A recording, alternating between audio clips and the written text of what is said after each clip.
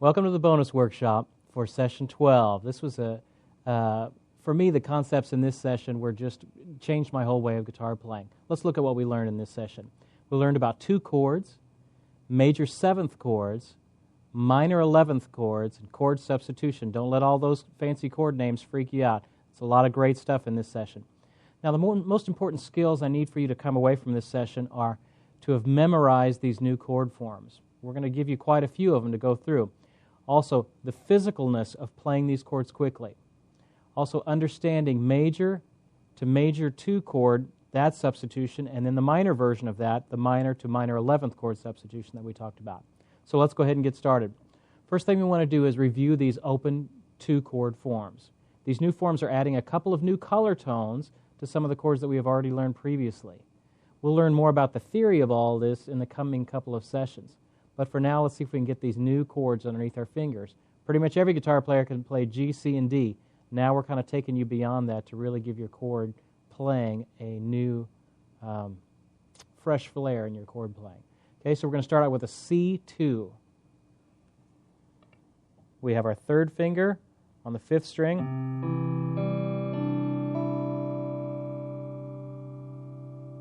5-string chord. Don't play that last 6th string.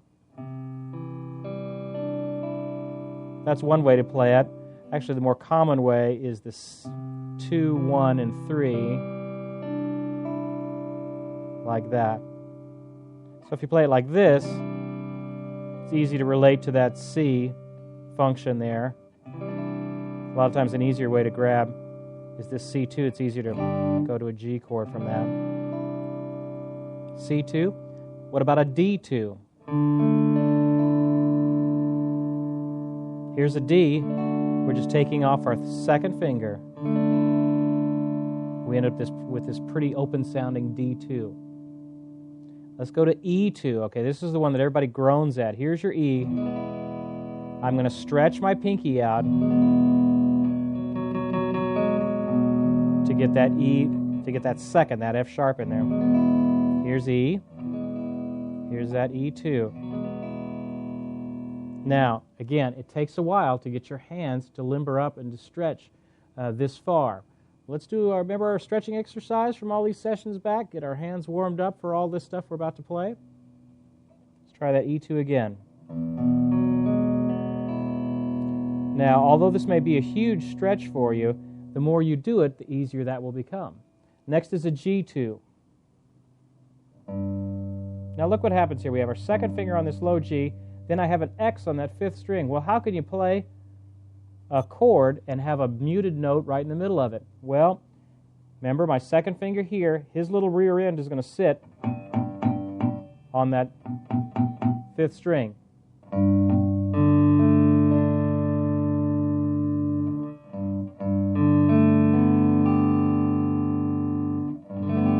So actually, this note is in there.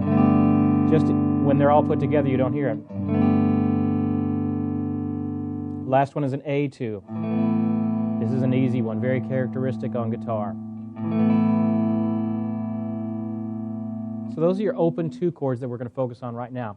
We're going to be working through the bonus workshop exercises for session 12. These and many other resources are available to you on our website again at learnandmasterguitar.com/resources. Bunch of stuff there. Take advantage of all that stuff. Take advantage of the discussion board and all the good information and encouragement and support that's available there. Okay, the first of these bonus exercises we're going to look at for this session is the 2 chord bonus exercises. Let's start with number 1. Take a look at those rhythms. We're back to strumming. I kind of wanted to incorporate a bunch of things that we've learned so far. So let's look at number 1. What's that pattern? Down, down, up, down. Here we go. 1, 2, and play. Take that 2nd finger off to get that D2. And D sus. D2. See how that works? It's just another one in our D family. D, D2, D sus. Good. Okay, let's try number 2 now. This one starts on a G2. Here we go. 1 and 2 and ready, go. E minor 7th, C2, D2, and a G2. Let's try that one more time. A little bit slower. Let's slow it down a little bit. 1 and 2 and ready, go. E minor 7th, C2, get those fingers right, D2, G2. Very good. Take a look at number 3. This one gets us a little practice on the A and the A2. Look, what's that rhythm? Down, up, down, up, up, down. Also in the third measure, you'll notice the E sus is resolving to the E on an up stroke, so don't let that throw you. Let's play this pretty slow here. 1 and 2 and play. D2, E sus to resolve to E. Let's do it again. D2, E sus, resolve, A2. Very good. And those are those first 3. Let me talk to you about the movable 2-chord forms now. We've looked at some of the open versions of these 2 chords. Let's take a look at some of the movable versions that I showed you. I showed you one that pivots off of the 4th string. This means that pivot note, the diamonded note, is on the 4th string. That's what this first one starts with. That B2 starts on the 5th string. The G2 is based off of the 6th string, so I gave you one for all 3 lower strings. Let's start with that F2, 4th string first. You're up here at the 3rd fret. I've got a little bar happening. Push those fingers down real hard. Let's play it together. Ready, go. And all together. Next one, before we go to the next one, let's jump it around different keys. What would be an E flat 2? Well, my pivot note is on my finger there, first finger. Move that down to E flat, right? F, E, E flat. And suddenly I have an E flat 2. So you get all 12 keys with one chord form. That's the beauty of these barred and these movable chords. What if I wanted a G2? Where would that be? Well, E flat, E, F, F sharp, G. And there's a G2. Now let's look at the 5th string form, the B2 chord. Kind of like a B minor 7th, just take off your 2nd finger. And again, I can move him to different spots. There's a B flat 2. What if I wanted a D2? D2 up there. Let's look at the 6th string version. This is this movable G2 chord. Remember, here's my pivot note right there on that 2nd finger on that 3rd fret, 6th string. This one has a real growly sound to it.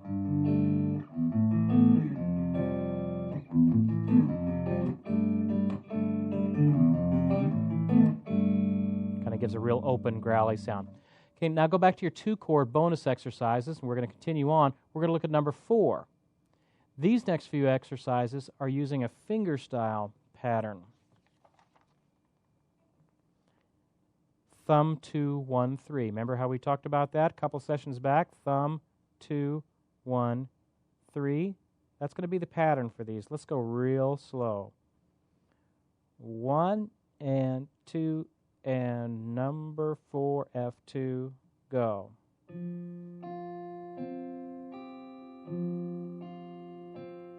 Next measure. Quarter note here, then I go to a B flat 2. Quarter note, C2.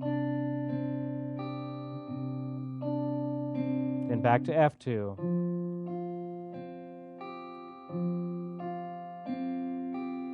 Next measure. Here's that quarter note. B flat 2.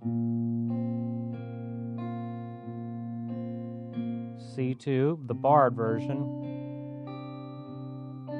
Let's go a little bit faster.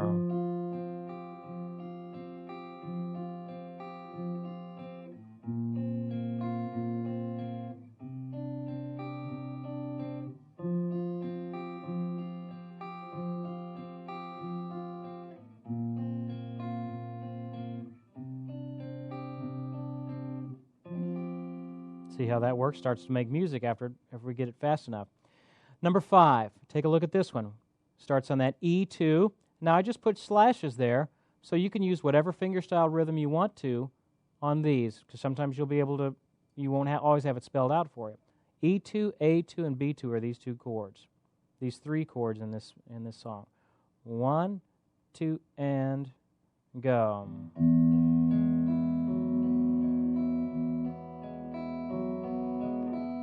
A2, B2,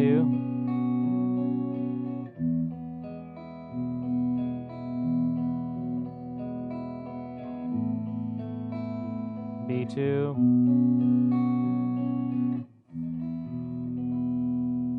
good. Now let's take a look at number 6. Use that open G2 at the bottom there. Look at that rhythm. Thumb, 1, 2, 3 is our pattern. Thumb, 1, 2, 3. Nice and slow. 1 and 2 and go. C2, F2, G2. Now that F2, that one you're just going to have to follow the notes on that one.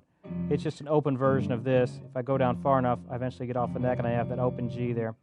Here we go. Number 6 one more time. 1 and 2 and a little bit faster. Go. C2, F2, G2. One more time, a little bit faster. C2, F2, G2. One more time, faster.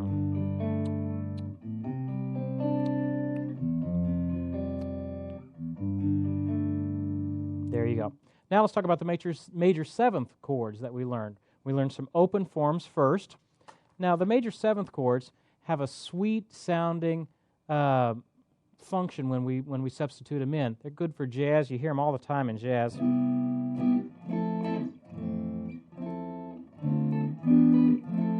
All that sweet sound. Let's start out with the C major 7th. Couldn't be easier. It's like a C chord without your first finger. Then we have a D major 7th, a little mini bar here over 3 strings with your first finger on that 2nd fret. Make sure you get all 3 of them clearly. F major 7th, that open E string there at the end. G major 7th, all 6 strings. Look at this, only 2 fingers. And again, we're muting that 5th string. And A major 7th, 5-string chord. And those are open major 7th forms. These are the first, when we get into these movable chords, these are the first movable chords we've looked at that are based off of the 4th string. So let's take a look at that. E flat major 7th. And now I have a major 7th form that's movable. First finger here, all these are barred. Now let me just let you in on a little secret here. Here was a D major 7th. If I just think with me, just think. If I move everything up a half step, this would turn into this. These would go up here. And I go up with this form. A lot of times you can come up with great forms if you just think about it and take a good form that you like and just move everything up a half step and see if you have to switch your fingers around in order to make it work, and you end up with another good movable form. E flat major 7th. Let's go to the B flat major 7th, pivoting off of this 5th string note now. Kind of like a B 7th, you just put your 2nd finger down. Last one based off of the 6th string, low F, and again I'm muting that 5th string. Next ones I want to talk to you about are minor 11th chords. Now we start out with the open forms. Start out with an F sharp minor 11th. Oh my goodness, I'll never play an F sharp minor 11th, I'm sure you're thinking. I play F sharp minor 11ths all the time. Anytime you're in the key of E or A, you can throw in that F sharp minor 11th and you're going to sound hip. Okay? Again, muting that 5th string. F sharp minor 11th. 2nd, 3rd, and 4th. And I guess you could play it like that, but I don't really play it like that very much, because you're coming from an E usually.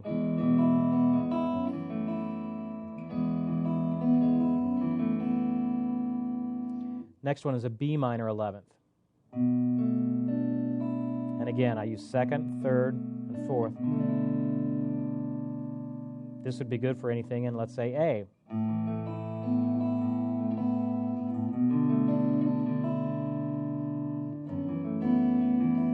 I got them both in there. Okay, I just went through 4 chords there. A2, B minor 11th, F sharp minor 11th, and back to E. Now, for the movable minor 11th forms, take a look at the C minor 11th. Again, let's think about it. Think about what just happened here. If I take this B minor 11th and I shift everything up a half step, then those come up here, but I have to solve these open strings, so I got to reach my first finger way over there, and I get up with this really hip jazz-sounding chord. Next one is a 6-string version. What was our F sharp minor 11th? If I shift everything up a half step, I have to take care of my open strings. It's a little hard to get that full bar down to the 6th string, so usually I just do 5 strings. And that's our movable forms. Okay, we're going to talk about chord substitution now. These 2 concepts will revolutionize your chord playing. They will take you from being an average player, the guys that know the regular chords, to, man, what is that guy playing? His chords just sound so rich. Okay, here's just 2 little simple chord substitution tricks. First one is for major chords. To spice up any major chord, you can substitute a 2 chord. What do you mean by that? Well, if I'm playing a C, or the music has written in it C, I hardly ever play C these days. I always play a C2. So if the chord changes are like C and G, every other guitar player in the world is going to be going. That's not what I'm going to be doing. I'm going to be doing C2, G2. Suddenly my sound sounds a whole lot more rich and full. It's because you can add that 2 on any major chord. If it's a major chord, I can substitute a 2 in. Well, does it have to be written in? No, I'm just substituting that. It may say C, D, and G, but I can do C2, D2, G2. See how rich that sounds as opposed to... That's for major chords. For minor chords, there's another rule. To spice up any minor chord, you can substitute a minor 11th chord. That's why I was teaching you all of these minor 11th chords. You think, gosh, I've never hardly ever seen a minor 11th chord written. Right, but as a guitar player, you will play them quite often. For any minor chord, this one works the major one works almost 100% of the time. The minor one works about 90% of the time. There's a couple of situations you're going to be in that a minor 11th will not work. But in most playing situations, if you substitute for a minor chord the minor 11th, you're going to sound hip. Okay, so if I'm in B, and I have a B minor chord, I would play B minor 11th. If I want a G minor, I don't play G minor, I play a G minor 11th most times. Like if I'm in F.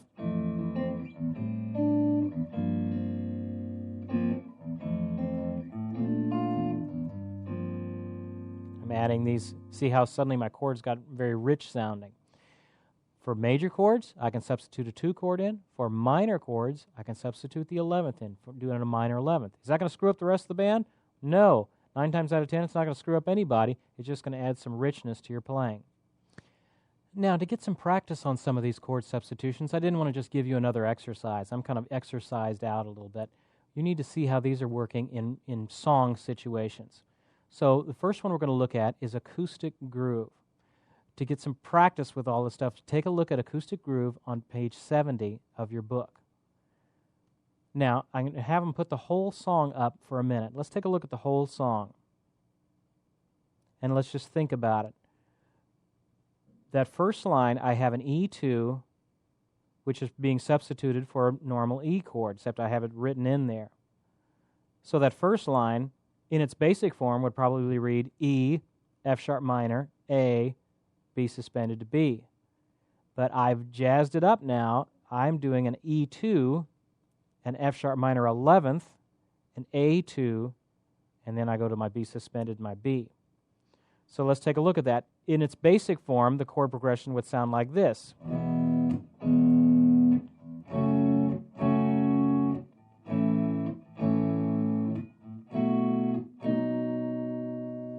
Pretty plain. Now, in the written version, I have substituted 2 chords in for the major chords and minor 11th chords in for the minor chord. So I end up with something like this.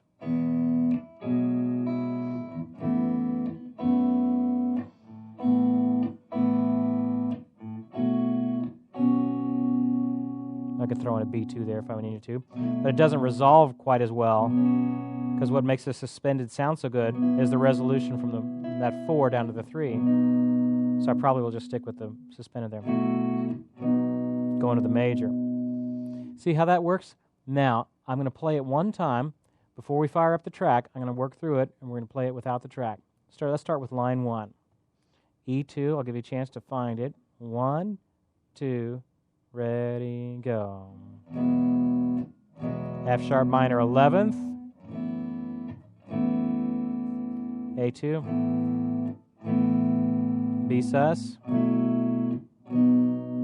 Do it again.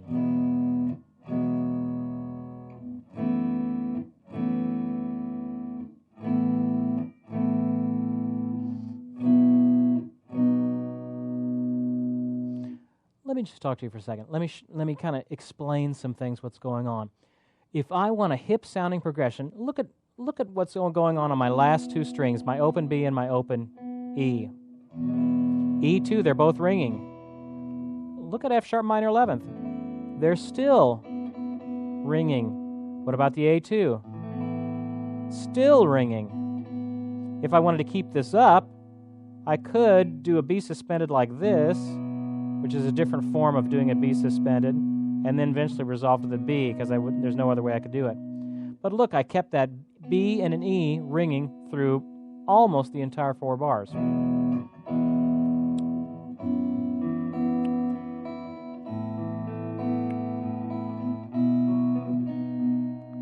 See how that works? That's a little trick. You want to have a guitar part that sounds consistent and sounds like, oh, all the chords just fit together. That's a little secret to it. That's what pros do. You try and tie these little notes in between chords. So I could play the same progression, jumping all over the place.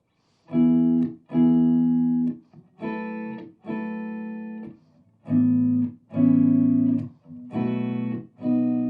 using all kinds of weird forms, but it doesn't connect. But when I do it down here, I have these open strings and they're connecting. Okay, here's how the second line would be. B minor 11th.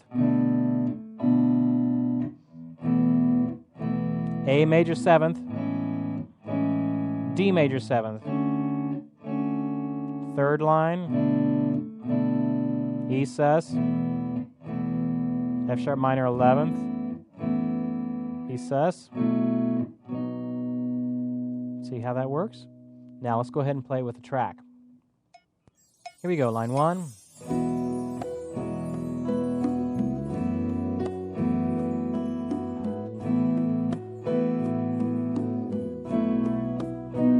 Repeat that.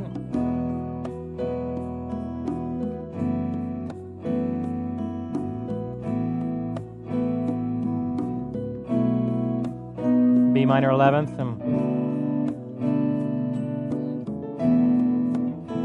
A major 7th.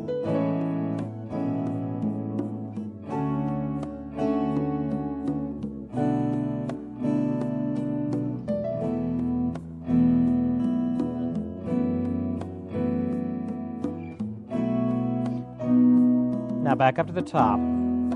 This time I'm going to kind of finger style it a little bit. I'm still kind of accenting those.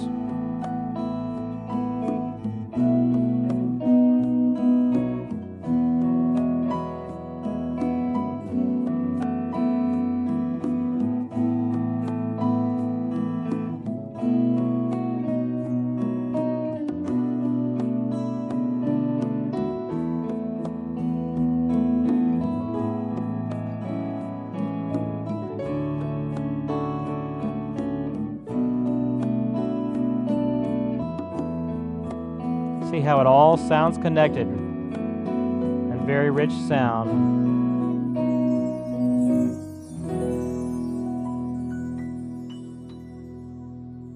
That gives you a good workout on those two chords in the minor 11ths.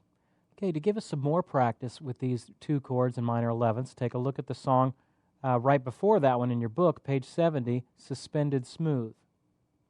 Now let's work on through this. Let's take a look at that first line. I've got a D suspended to a D. That's no problem there. A suspended to an A.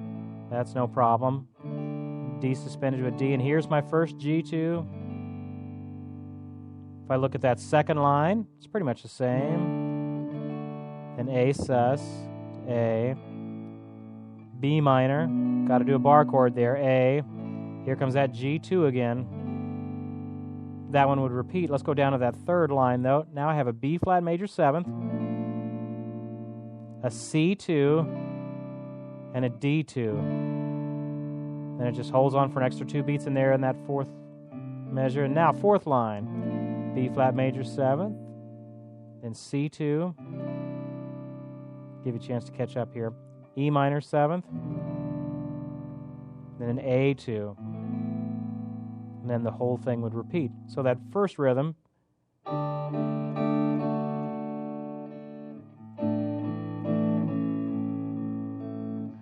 okay, let's play it together. Go back to line 1, let's play it together. We won't have the track just yet, we'll just kind of play it together. Nice and slow. 1 and 2 and ready, D sus. 3, 4, A sus. Back to D sus. To a G2. Then the next line.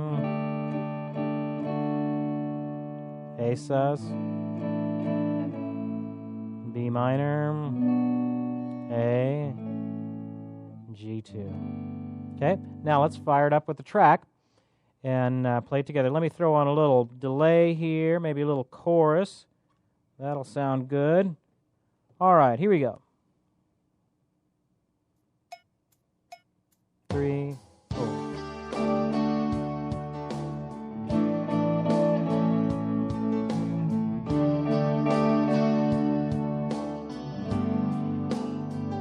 Second line.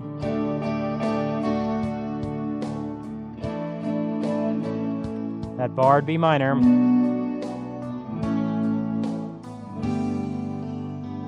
Back up the top again. Line 1.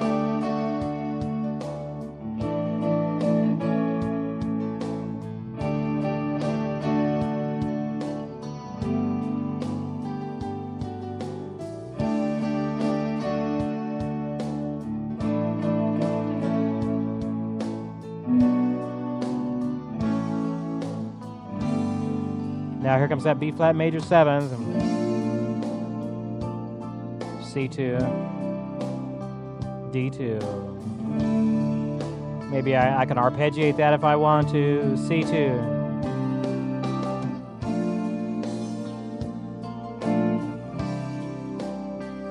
E minor 7th here. Okay, now I'm going to arpeggiate a little bit. I'm going to get a little looser with it.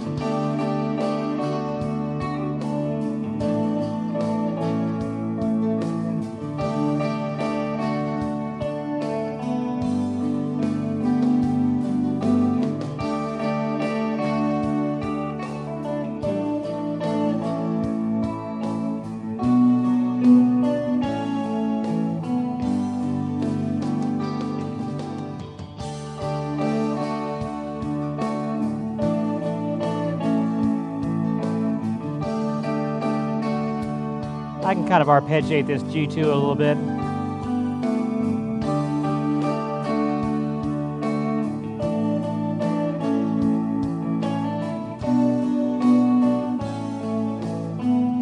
Here comes that B flat major 7th.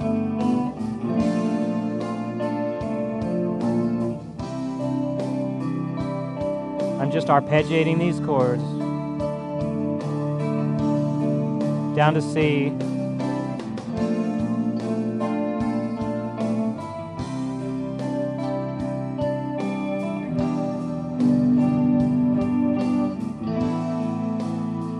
D2.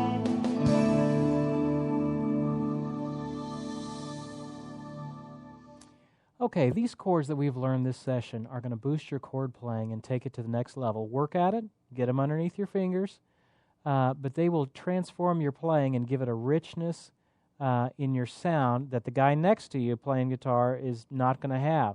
And it's not just because you're doing a couple of key things. You know a few 2 chords, you're substituting those in for major chords.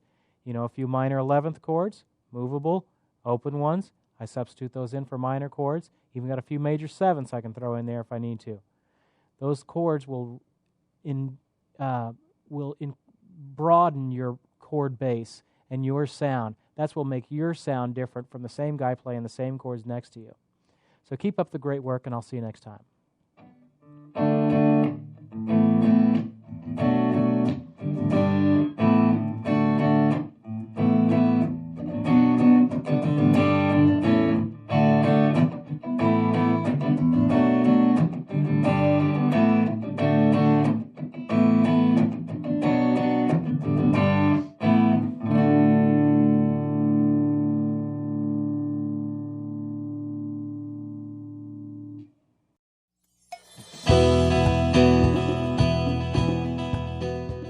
Here are some tips for learning this material that we've covered here in Session 12. There's 2 of them I want to give you. First of all, goes without saying, get familiar with the chord forms.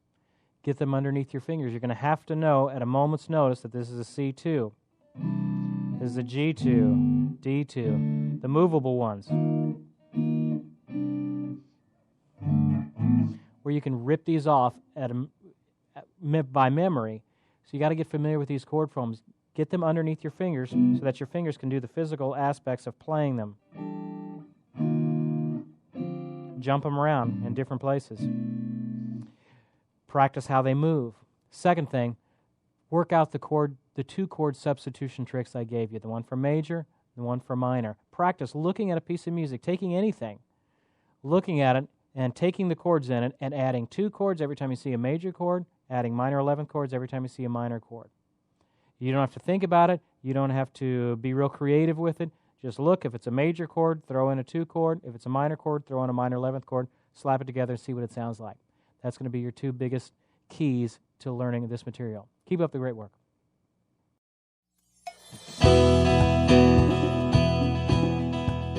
For this session, you're ready to move on when you can play all of the new chord forms and you've also memorized them. You're ready to move on when you can play all of the 2 chord, major 7th chord, and minor 11th chord exercises in your book and in the bonus resources at about 80 beats per minute, which is a good medium tempo. When you can do these things, then you're ready to move on to the next session where we'll be covering playing the blues. I'll see you there.